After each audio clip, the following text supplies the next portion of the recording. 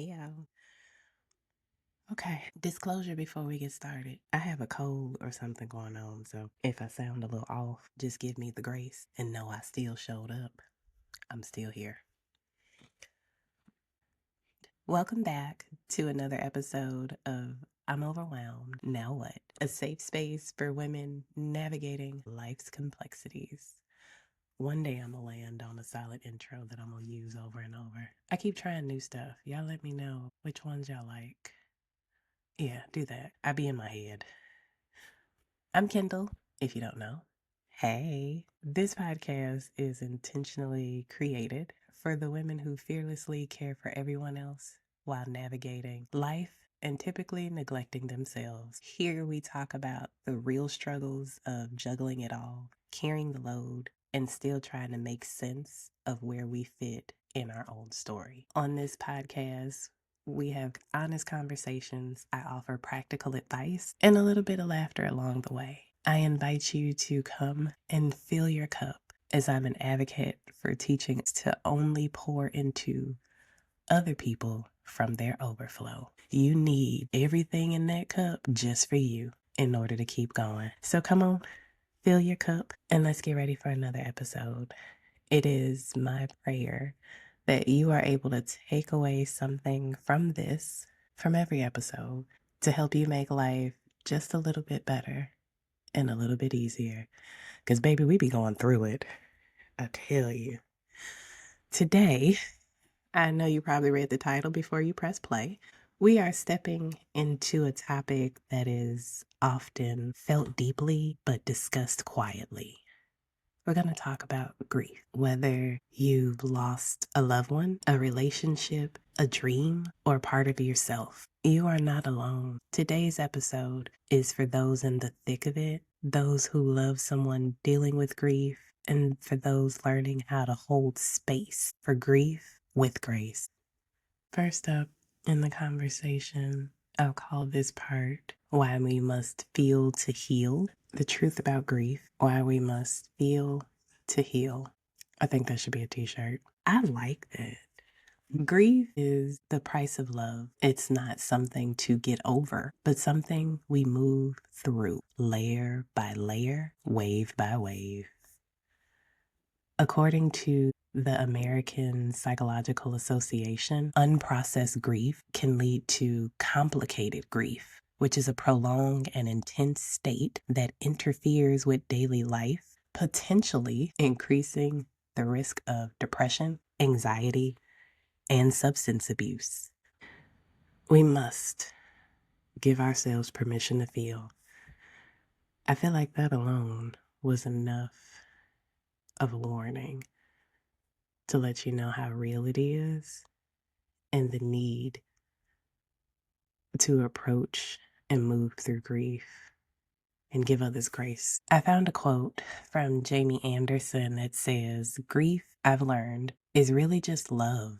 It's all the love you want to give but cannot. All that unspent love gathers in the corners of your eyes, the lump in your throat, and the hollow part of your chest." I'll follow that quote with the scripture. Matthew 5:4 reads, "Blessed are those who mourn, for they shall be comforted." That verse reminded me that mourning is not a weakness, it's sacred, and that comfort is promised. It's okay to mourn. Whatever it is you're mourning, it's okay.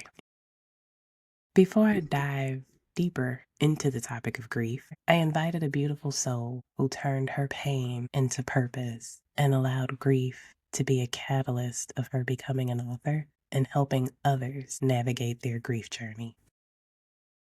I come to this podcast with the desire to give you the best that I got, and on this topic, I knew I needed Teresa. Through her firsthand knowledge, experience, transparency, and understanding would bless somebody else.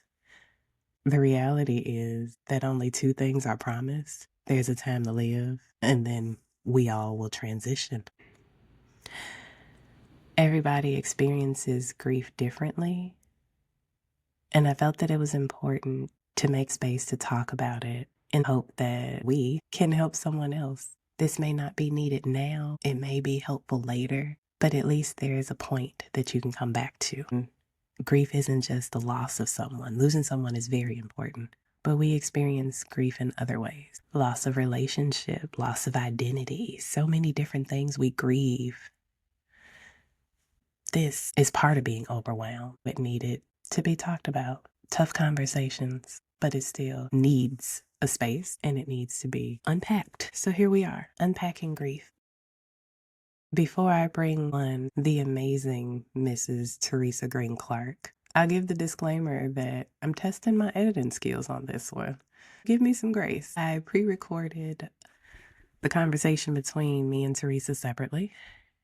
The plan is to plug in the conversation throughout this episode. I didn't throw in at the top of this the need for you all to hydrate and moisturize. Y'all know what it is by now. But if you're new here, find you some water, mind your business, and drink it while we get this episode on out the way. Stay hydrated. Check your elbows for ash. Moisturize, people. Hydrate and moisturize. It is self-care, and you are important. Let's prioritize you. All right, now that I've gotten that promo plug in, let me brag on Teresa a little bit before I play the first part of our conversation. I took a few snippets from her bio. Teressa Green-Clark has been an educator for over 7 years and is passionate about teaching and making a difference in the lives of children. Currently, she proudly serves as a kindergarten teacher and a mentor to young girls. Teresa is the owner of TC's Closet LLC. Grief was the catalyst for Teresa becoming an author. The loss of her husband inspired her first book, which she penned in 2001, an inspirational guide, Maximizing My Praise Through Grief, where she shares tools she used to help her on her grief journey. Her second book, The Victorious Widows, also came out in 2021. As she lived through grief and the loss of her husband, she found the strength to return to her hometown of Drew, Mississippi, and do a book signing on the anniversary date of her husband's death. In 2022, her third book, Grief in a Bottle, came out amidst the loss of her sister. Teresa is currently working on her fourth book as she moves through the grieving process of the loss of her mother this past December. Without further delay, please warmly welcome the beautiful, talented, and finer woman of Zeta Phi Beta Sorority Incorporated, Mrs. Teressa Green-Clark. Teresa, thank you for joining us, for being my first guest. I'm so excited about this. Welcome. Thank you for having me. Before we get into grief and all the things you're doing, I want to make sure we get to know you, the person, and some things about you. This podcast is centered around being overwhelmed, unpacking that, and finding ways we can do better, be better, and make small steps and small changes in order to help our overall being. So I have some questions I plan to ask all the guests that come on here so we can learn, and maybe somebody will find something or pick up something from things you do, things you're interested in, or things that have helped you, and maybe it'll help somebody else. So, All right. okay. So first question, what brings you joy? Journaling, listening to my ebooks, podcasts, traveling. Most of all, being able to make a difference in people's lives, showing up and volunteering. My students are like my babies when they're with me. So, whenever I see a kid, they don't have what the other kid have, or they need extra love and care, use my own money, which I don't ever mind, and buy them things. One thing that I do for my girls in the morning, on my job as a teacher, I comb their hairs. I, just brush it up and put bows on it. I have my own little caboodle box. And I put the bows on their hair and I let them go to the mirror and I let them say an affirmation. I tell them to say, I'm beautiful, I'm smart, whichever affirmation you want to say. And just showing up and making a difference in people's lives is what bring me joy. What are some affirmations or quotes, scriptures that you live by? My main scriptures is Psalm 91, which is the protection scripture. But most of all, my favorite one is I can do all things through Christ that strengthens me. That is my most favorite scripture because I believe that I can do all things through Christ that strengthens me. And I tell my Yes. students, you can do whatever you put your mind to. I live by that. Even just going through the grief journey, I just say to myself, I can do this. I can do all things through Christ that strengthens me. And I believe that. Oh, I heard you say a couple of the affirmations you give the girls. Do you have any more affirmations that you like? Um, I am strong. I am a Mm, warrior. I am mm. smart. I am courageous. Just so many that I instill in my kids and myself. But those are helpful because somebody may not have those affirmations. So I'm glad you're saying them because the courageous and strong, Yeah. that is so many people, and they may not even realize that they may need to look themselves in the mirror and say that daily. And that's what I do in the morning time. When I wake up, I lay in the bed for a minute, regroup, and I look in the mirror and I say, "Good morning, beautiful," or "You are smart. You're gonna have a great day today." You got to speak it into your life. I love this. Manifest it. You got to Speak. manifest it. Yes. I love that. Speak things as though they were. Amen. I like that.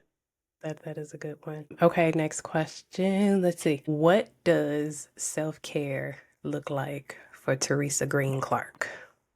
For me, it's my mental, making sure my mental is intact, making sure I'm feeling my feelings, setting boundaries, unplugging from negativity and finding me, just trying to keep my mental intact. And to sum all that up, I would say find your peace, find your safe place. That's what self care looks like to me.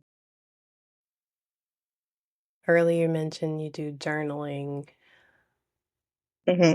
Is journaling a part of Self care, self-care? yes, it is. It's part of self care. Mhm. That's my routine in the morning. When I get up, I journal. I write a letter to God. I manifest how I want my day to go, how I'm feeling when I wake up, and I Mm. journal when I get home from work again. Mm. Hmm. So you have multiple points in the day you do check-ins Yes, with yourself. yes, most definitely, you got to. I love that. I like that. Thank you for sharing that. You're so welcome. Hmm. I'm like, I may have to. I'm a good journaler. I even like bullet journaling. Start my day. I have a list that I go try to write 3 things that I must accomplish today. Hmm. And if I do anything else above and beyond, that's wonderful. I try not to overwhelm myself. And after I do my praying and meditating, I just try to write down what are those 3 things Hmm. that we going to accomplish today. And I do go back and check them off. I do try to check them off and write a line through them because mentally that does something for me. Just seeing myself cross something off my list, I feel like I achieved it. I guess I never thought about going back and maybe write a couple bullets about how my day actually went. Yes, versus how And it started off. Yeah, hmm, I like that. Okay, last question. In our getting to know more about you, right. what is something that you have had to let go of in order to choose you? People, Ooh, not all, but some people. people, those that bring negativity vibes to my space. I don't do negativity. Like if that's being brought into my space, yeah, we gotta let that go. Some friendships. Hmm. During this grief journey, I had to let some friendships go because they really showed me who they are, and they're still showing me who they are.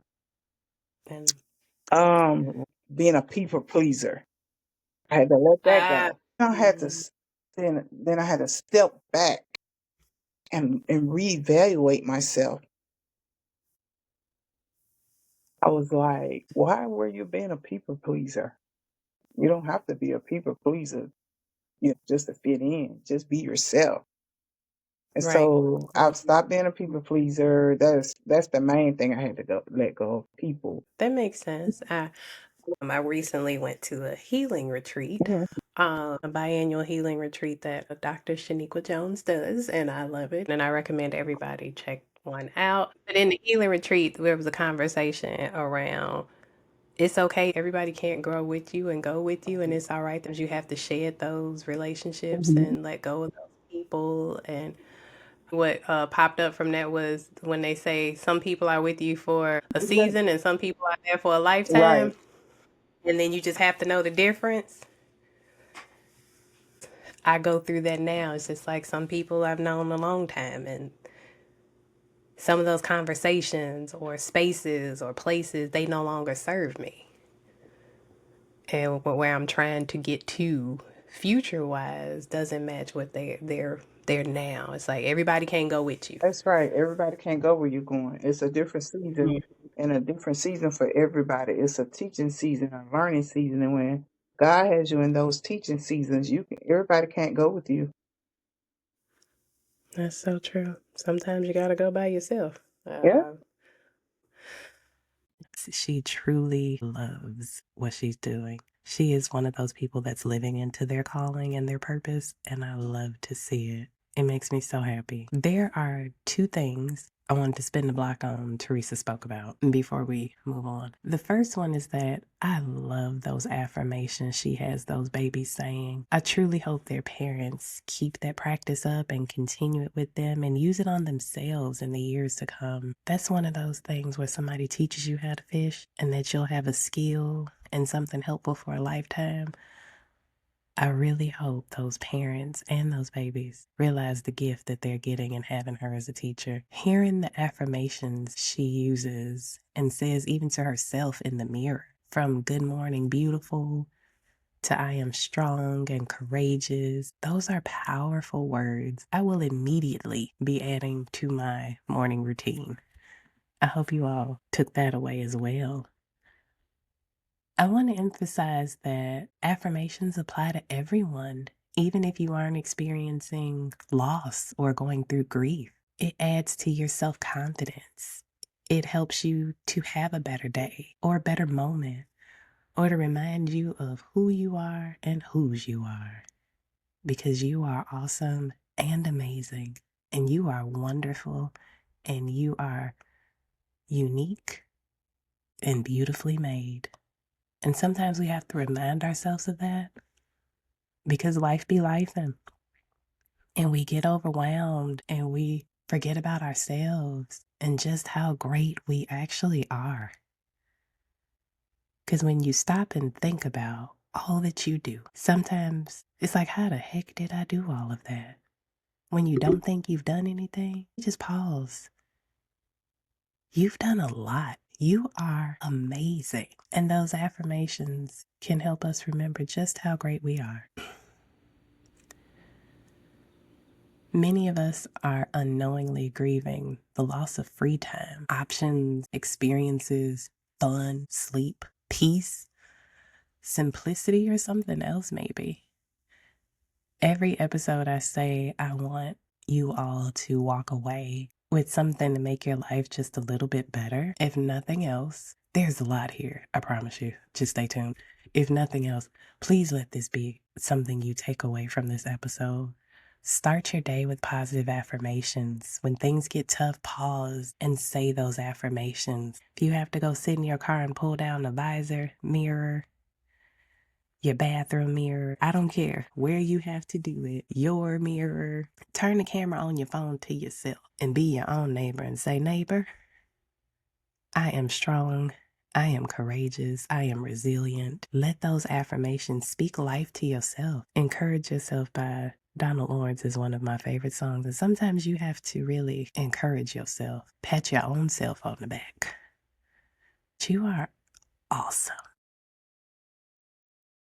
Even if you don't fully believe it. Baby, we are masters at faking it until we make it. So say it to yourself in the mirror until you manifest it. Speak life over yourself. I have a few more affirmations and comforting reminders specifically for those who are experiencing grief that I wanted to share before we go back to the next part of my conversation with Teresa. So here are a few affirmations and reminders for those who are experiencing grief. I honor my grief because I honor my love. It's okay to have hard days. Healing isn't linear. Grief is a reflection of deep love, and I allow myself to feel both. Here's a thought. Grief is not a detour. It is a sacred path of love, surviving loss. You don't move on. You carry forward. The second thing she touched on was having to let people go along her grief journey. Many are busy and overburdened with their own stuff and responsibility. I've learned some don't know how to best support someone experiencing grief. You don't know what to do, you don't know what to say, you don't know how to be. It's awkward. You want to help, but you don't know how. You don't want to overstep. You're not sure about how they best would. It's a lot. Some people, instead of overwhelming themselves with what to do, they do nothing, or they find themselves just stuck. For those who don't know what to do, I want to give you some do's and don'ts on supporting someone through their grief journey. I found in my research and reading and listening, the most loving thing you can do is just show up. Your presence is more than enough for most people, especially when you show up consistently. After the crowd has disappeared, the casserole, the dishes are no longer coming, everybody's not at the door or on the phone. And when people have returned to their lives and routines, weeks, months, and maybe years later, check on your people in the way that works best for them. Maybe they're a text me person. Maybe they're a call me person. Maybe it's to send me an email or a letter just saying, hey, how you doing? Do you need anything? I'm here and I ain't going nowhere. You good? Sometimes that showing up makes a difference. Showing up shows just how much you care. Take that with you. Okay, I promised you a couple do's and don'ts. Here are the do's. Offer presence over platitudes. Like I said before, I'm here and I'm not going anywhere. It means so much to someone. Provide practical help. Bring meals, run errands, or help with small tasks. Ask what you can do. Allow them to grieve on their own terms. Some may need to talk, others may not. The don'ts. Here are just a couple. Avoid saying they are in a better place or everything happens for a reason. To some, it can feel dismissive. Allow the person's words and how they are viewing the situation to help you interpret what may be the best thing to say or avoid. Read the room. That is very important. Understand where they are in their processing, how they feel about it. Don't rush anyone's healing. Grief has no deadline, and do not compare losses. Every grief story is personal and different. Helen Keller says, what we once enjoyed and deeply loved, we can never lose, for all that we love deeply becomes a part of us. Before I give you the next clip of the conversation, I was so happy when Teresa told me she not only listens to my podcast, but she came prepared with her tea. Before we hear about how she's hydrating, I'll go first. I'm nursing a cold or something. So Tuesday, I brewed a gallon of tea in my teapot, and I mixed and added a variety of tea bags, fruits, herbs, spices, and ingredients until the ancestors said it as well. So I can't tell you what all is in this, but it's strong. The ginger in this one is very strong. And it's a tad spicy because I put some turmeric in there too. And you know, in order to activate turmeric, you need pepper. I should have used the pepper in the container instead of using fresh cracked pepper, because baby, it's giving spice. The ginger and it's giving spice over here, but it's working. It's doing what it's supposed to do. So we will rejoice and be glad in it. But okay, let's get back to the conversation with Teresa, learn more about her grief journey, and listen to how she turned her pain into purpose. When Teresa talked about writing her book of poetry, she shared how cathartic the experience was and how it allowed her to express her feelings, emotions, and grief.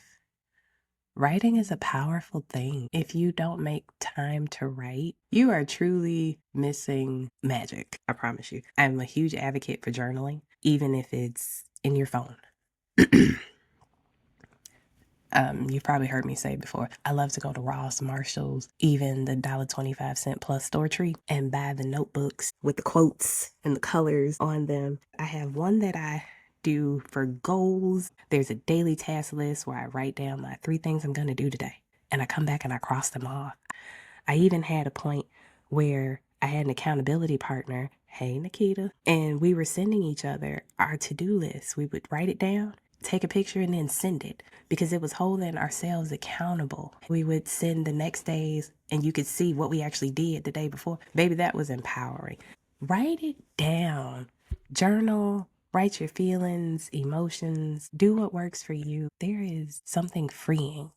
There's science and research behind this as well, the power of writing. On my Facebook page for my nonprofit, where I put all things for this podcast, We Can See You. I shared an article about the healing power of writing. I'll be sure to put that in the notes too. There is power in writing and releasing things that you are holding on to, even if you're not ready to talk to a therapist or a friend or someone trusted about how you're feeling, you can write it down. Journaling and expressing those inner feelings is a form of self-care.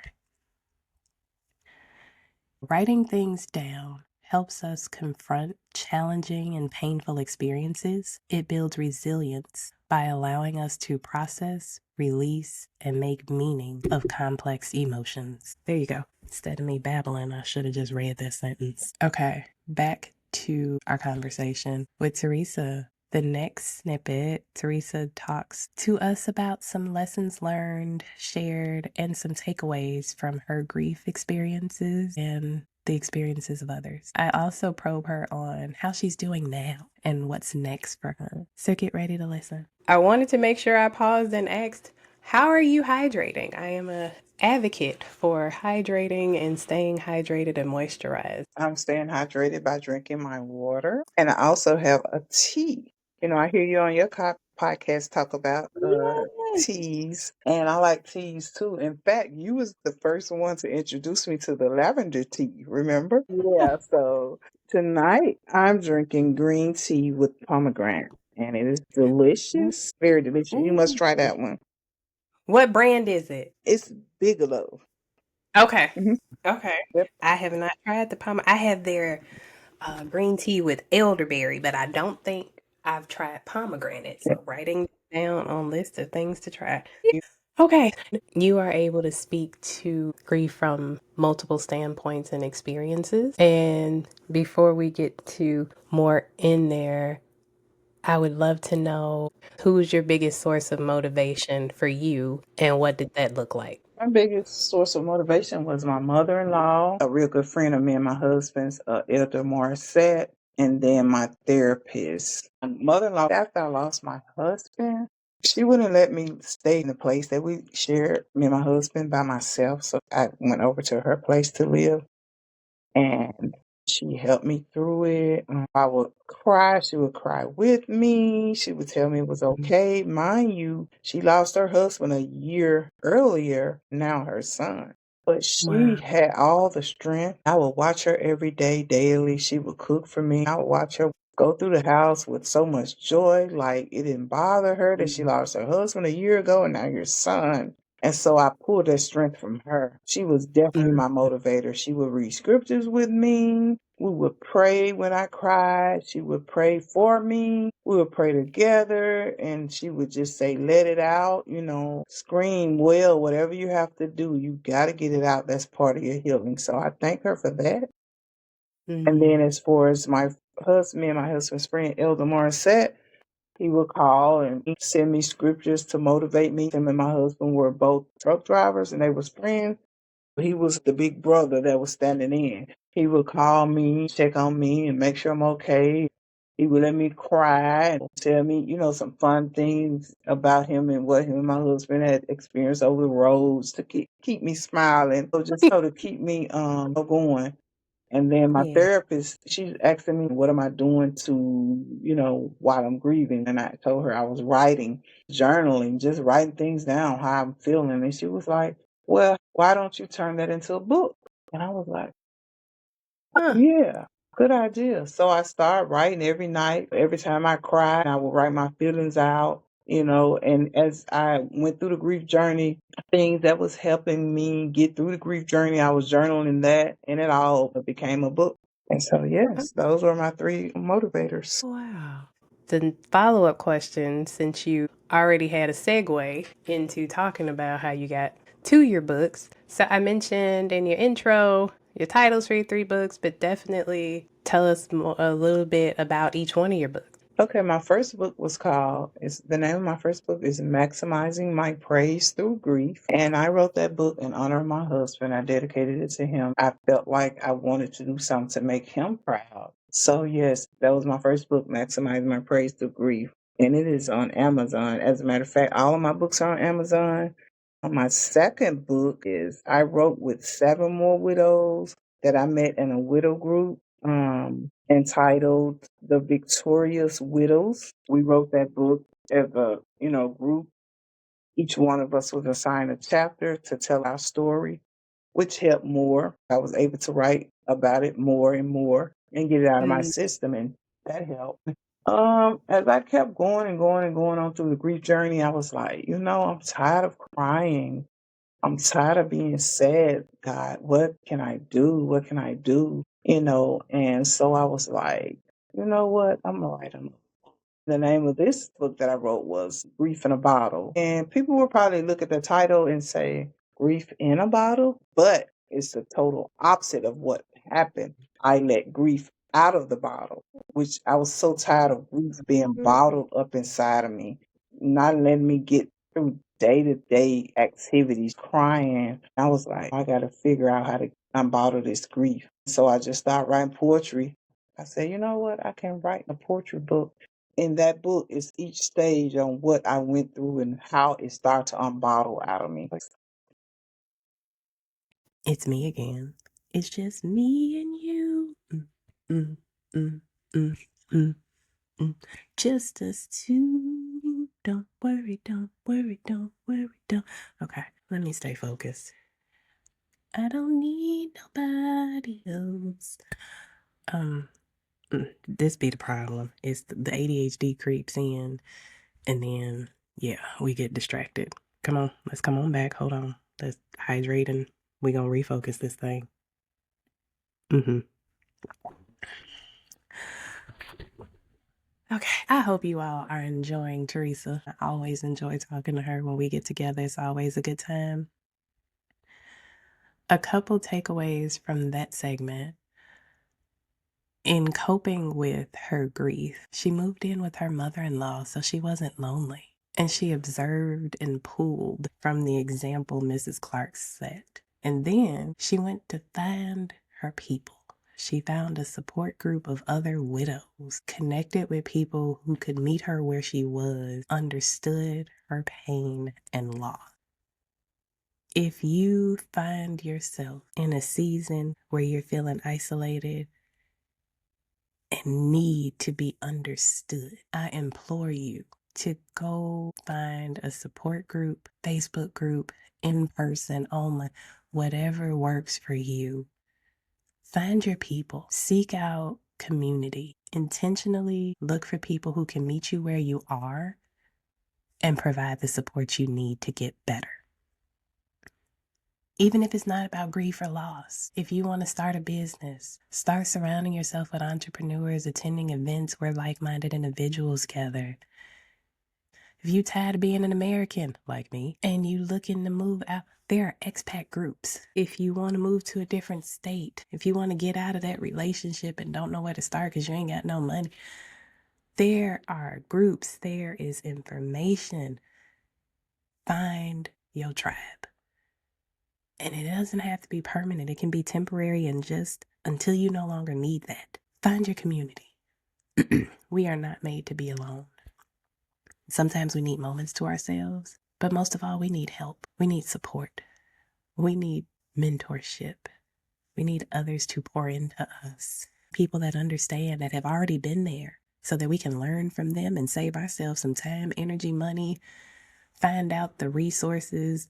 There could be a shortcut that helps us save steps C through F. Baby, let's get on to G. Lord, what come after F? A, B, C, D, E, F, G. Well, look at God. I know my ABCs. Come on, Sesame Street. Ooh, y'all stay with me. We going somewhere. Look at the alphabets coming up. It's the little things that bring me joy and that I find joy in. I hope y'all find joy in small things throughout y'all day. Ooh, watch out, world. This girl is on fire. Okay, doing it again. All right. Where was I at?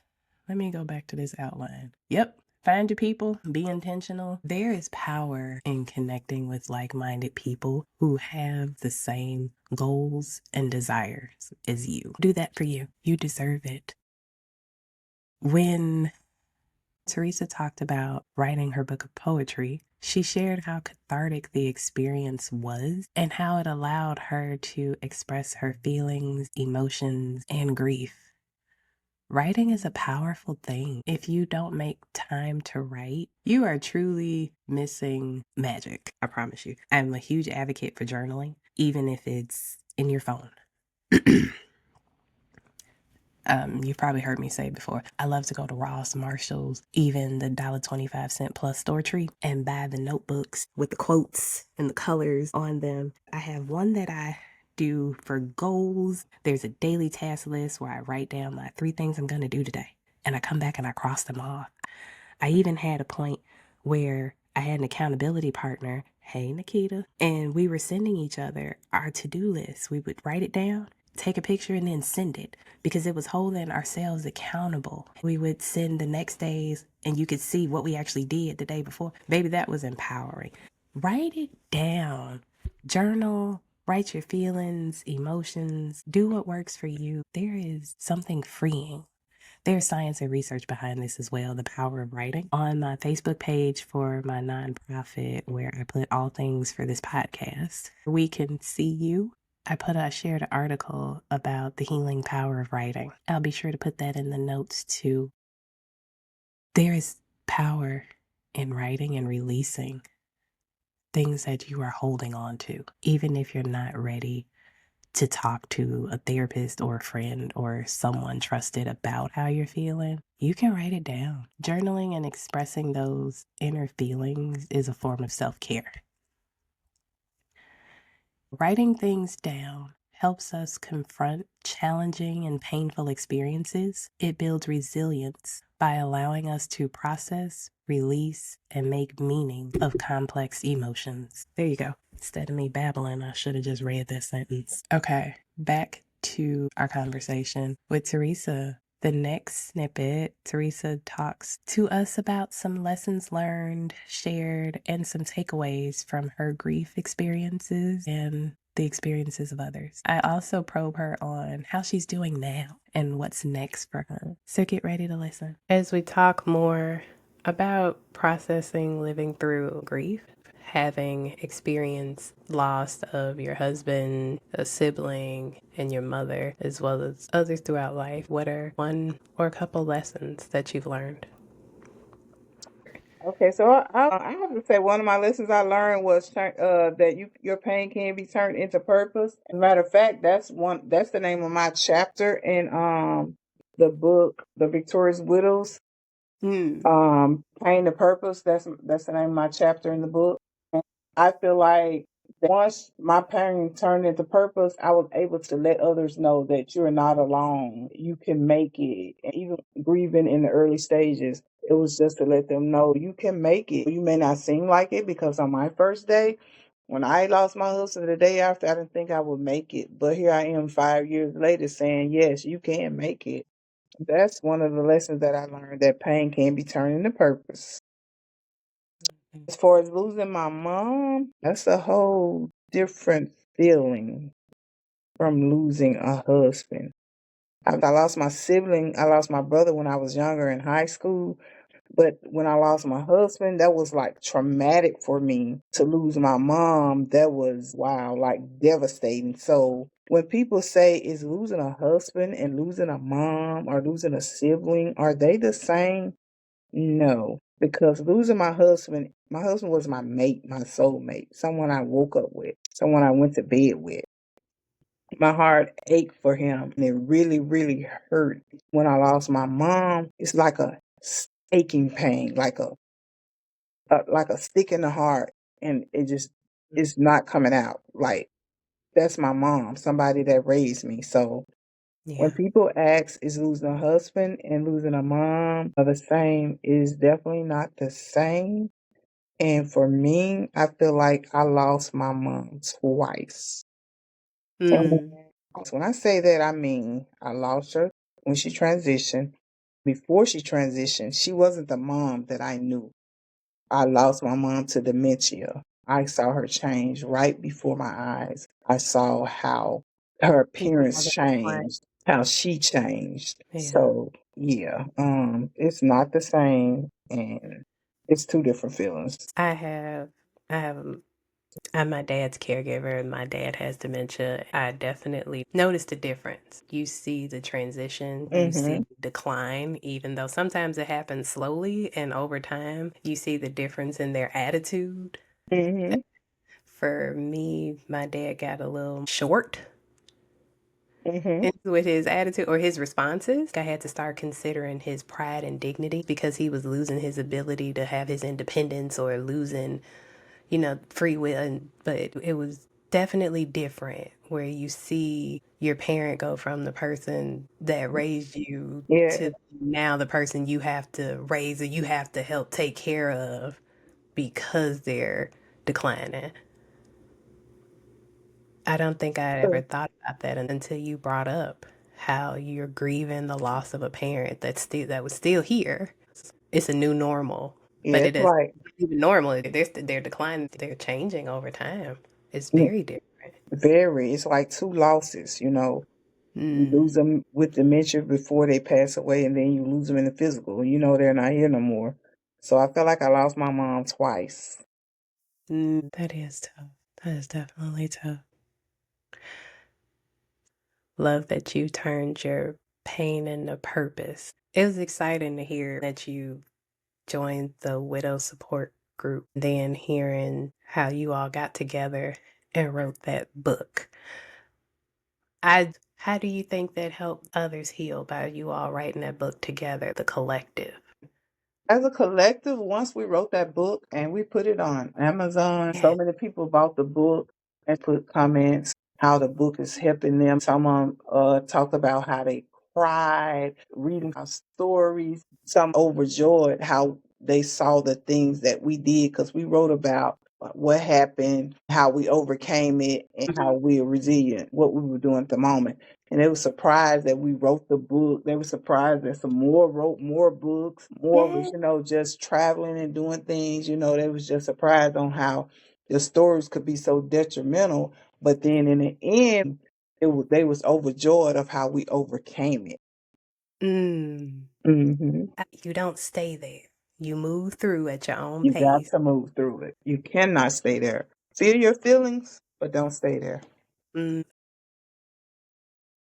So, what does life look like for you now? 5 years after losing your husband, and I know your mom being gone is still fresh, but what does life look like for you now? I'm thriving. I'm Yeah. finding my peace. I'm Mm. finding my joy again. Even though I lost my mom in December of last year, it still hurts and aches. It'll never go away. Like I said, two different hurts. I'm doing more. I'm starting to go out more with people. I had stopped going to church. Now I'm going to church. I'm active in church. On the elder care board. Hmm. What else? I'm going back to school to get my master's. Okay. I'm no longer a Head Start teacher. I'm now a district teacher in the public school system. There we So go. for me, life after 5 years, I think I'm thriving. I'm getting to a place where I'm getting to a place where I'm being able to take in more, help more people with this grief journey because I'm experienced in it now. Um, Hmm. been 5 years for me, whereas you got some that's just going through it. I hear tell Yes. of it every day in my widowhood group.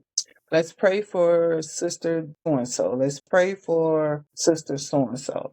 Hmm. She just lost her husband, and no one knows what that feel like when you first lose your husband.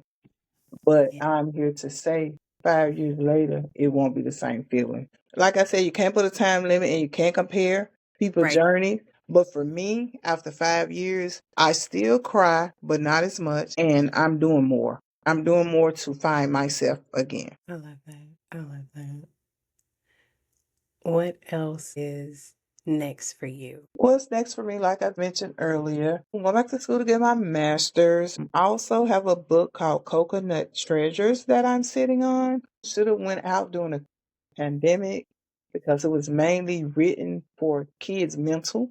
All the thoughts going through their head because if it affected adults, I'm sure it affected those babies. In that book, you'll read some research about kids and their mental. Also, I suggested daily things parents could do to check in on their kids' mental. I love that. Hopefully this year. Hopefully this year, not this year, top of next year.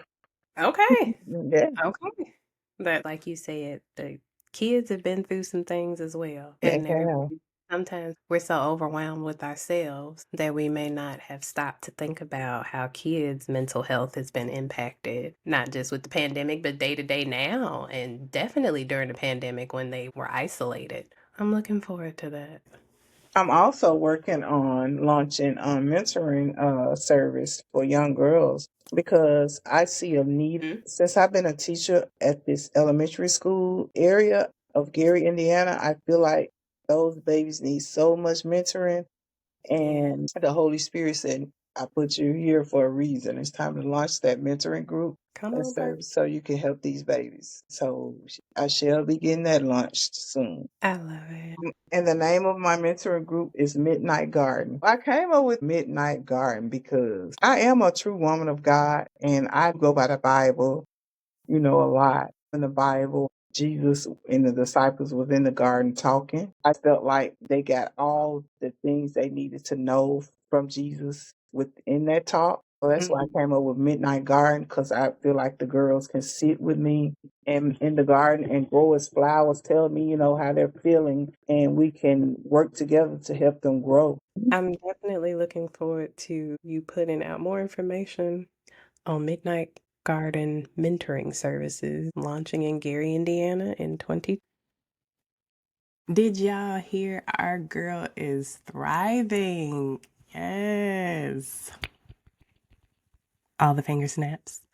After losing 3 lifelines in 5 years, she is thriving in various aspects of her life.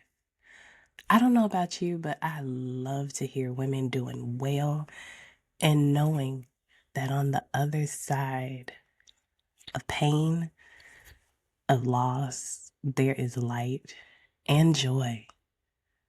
God is good, y'all. God is really good. Let me give this to you. For those going through it, grief, loss, depression, or sadness, know that isolation is lonely, but that you don't have to walk through it alone. Therapy, grief counseling, or support groups can provide tools, community, and validation.